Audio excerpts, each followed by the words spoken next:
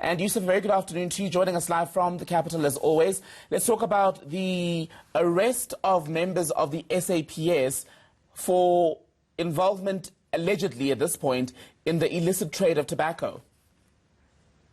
It's been an ongoing problem right from day one of the lockdown. We're on day 100 of the lockdown tomorrow. We've seen a number of arrests being made, but we've also seen police officials and soldiers being implicated in either the trading or the smuggling of illicit cigarettes. Now, we know that in Limpopo, near Polokwane, a police official was arrested in uniform, transporting about 300,000 or 400,000 rand worth of cigarettes. He appeared in court, was granted bail of 1,000 rand. In KwaZulu-Natal, we saw 3 cops being arrested in the Chatsworth area. They allegedly went to a shop claiming the shopkeeper was selling illicit cigarettes. They confiscated some of the goods. They solicited a bribe, and they were arrested. A few hours later, also in the Durban area, 7 other police officials were arrested, also for allegedly stealing cigarettes and cash. Now, we know this ban has been carrying on for, as I mentioned, 99 days, 100 days, a lot of outcry from across South Africa, 2 cases pending before the High Court. The one appeal is now being lodged in the Gauteng North High Court. But the criminals, Tambakile, are making all the money. We know that South Africa is losing millions of rands every day in the excise duties. These criminals, according to experts, are cashing in millions and millions of rands. This afternoon, I also tweeted that there is suspicion that more cops may be involved. A lot of questions are being asked about confiscated cigarettes. Where do they end up? And there's also an allegation that some community police forum members and or their families are involved.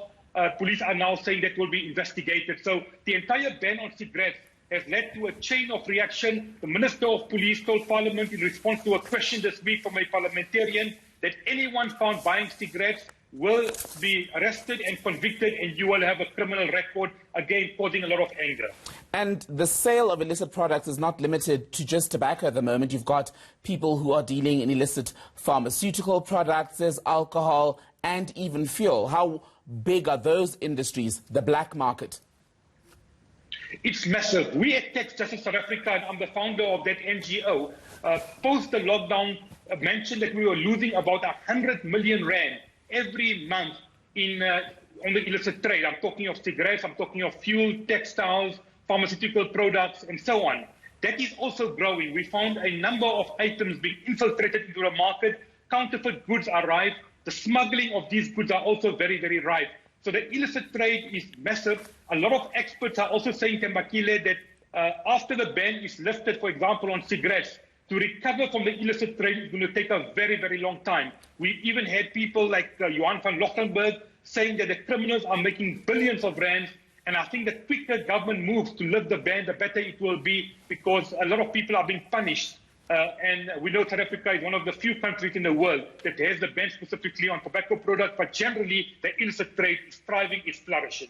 Yusuf Abramjee, thank you very much for that. Yusuf speaking about the illicit trade in tobacco there. And in the last, 2 hours or so, we've learned that FITA will now challenge an earlier court decision that basically upheld government's decision to indeed continue to restrict the sale of tobacco. We'll bring you much more on that court case as and when that story moves along.